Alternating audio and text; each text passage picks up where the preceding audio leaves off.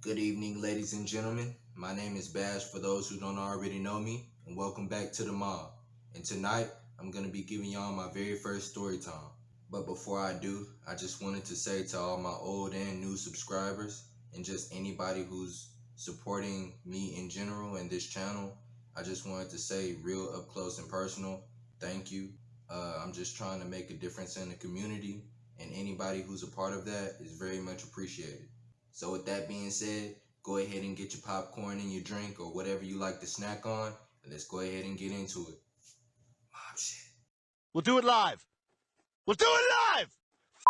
Do it live. I'm prepared to hear this.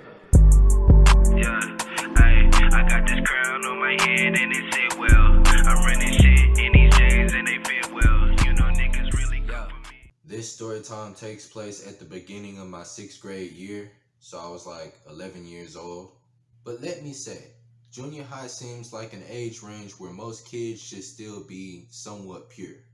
But a lot of y'all raising junior high children don't even know y'all have a little asshole sleeping upstairs. I am the one, the way your son don't need a... And I can honestly say it was something I wasn't fully prepared for. Now, there were 3 brothers who used to pick on me every time I got on the bus. And they were all 3 friends. So sometimes they would all 3 be picking on me at the same time. And I was a relatively quiet kid.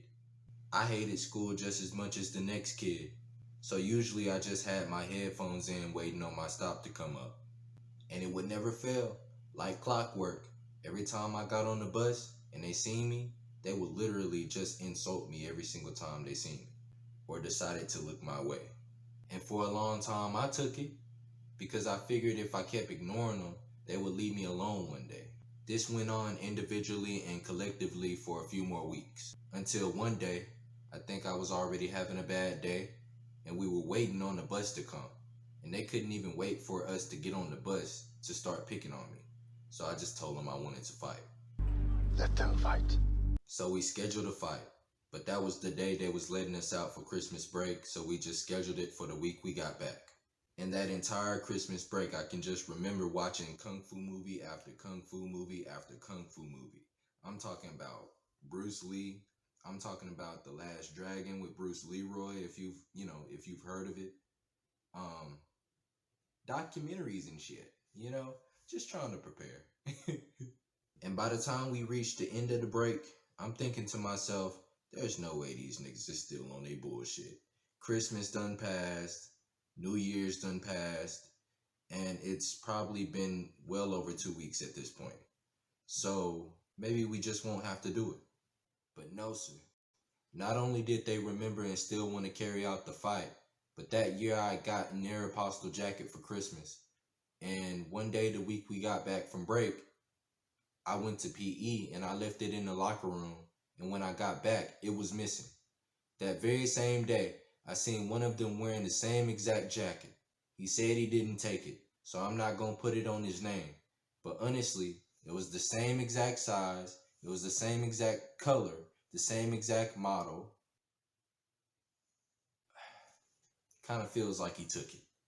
But I'm not gonna say he did because I don't know that for sure. He could just have really good taste in jackets. Okay. So now comes the day of the fight. And we decided to fight after school so it would be less of a chance of us getting in trouble for it. So we met up in the bus circle after school. And we walked to this little ducked off bathroom in a little herd. So we make it to the bathroom. And these niggas is still talking shit. So I'm talking shit back. Bojangles? That's not what your mother called me when I was tap dancing in her drawers last night. Loving doing it. And yeah, my heart was racing, but I was just mainly glad to get this out the way.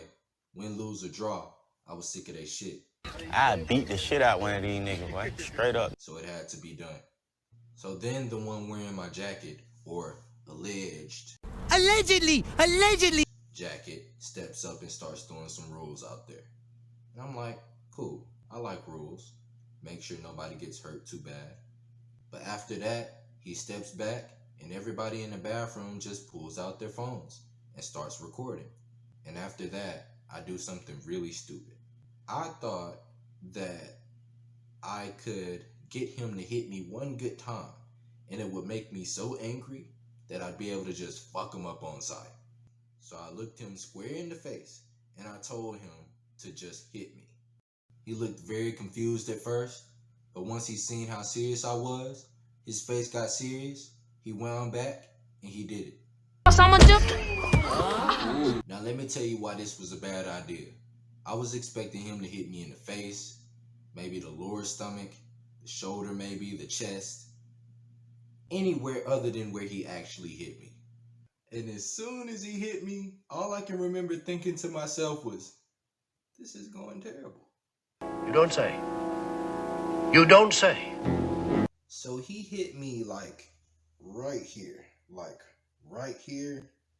at the top of my stomach, right in the middle, like right here at the top of my stomach. He knocked all the air out of my lungs. So I kind of just kneeled down and was trying to catch my breath again. And while I was doing so, everybody ran out the restroom.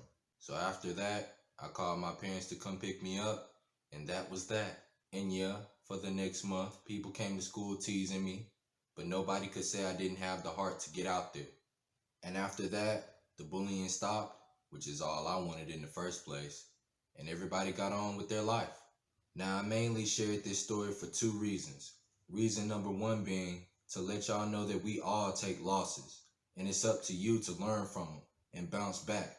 I took a bad childhood experience and turned it into content for y'all. Sometimes you just gotta know how to take shit and turn it into shitnade. And reason number two being to let y'all know that that fight should have never happened in the first place. You should never allow somebody's words to be the reason why you become violent. A lot of people end up dead and in prison that way. Pride is the devil. If I've learned anything during these 21 years of life, it's that pride really is the devil. People are going to insult you your entire life, so you might as well get used to it and start building up some patience and discipline, so when it happens to you, you'll deal with it better than I did. Stay humble and never allow somebody's words to be the reason why you break your composure, because the second you do, they're in control of you, not you. And with that being said, like, share, and subscribe. Comment if there's anything on your mind. I'll catch y'all on the flip side. Yeah, I should've been on you niggas' head sooner. These niggas be storytelling, shout out Luna. You hate on my music before I even drop it. Been hating since you was little, time to stop it. I'm popping.